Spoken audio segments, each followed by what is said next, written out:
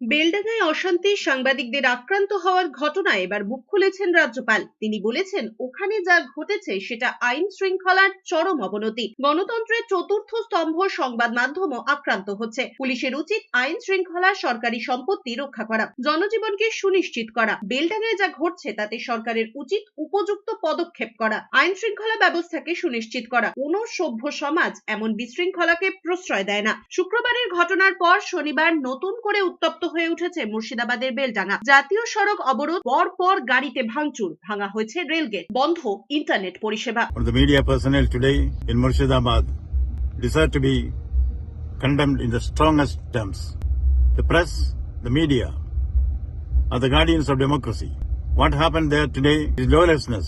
It is a prime duty of the police to protect the life and property of the citizens. The police have failed the people of Bengal. The police have failed their own government. The police have failed law and order, the rule of law. This cannot continue. No civilized society can tolerate this. Government has act expeditiously, act in a visible, perceptible manner. The police crime cannot be tolerated by a civilized society anymore.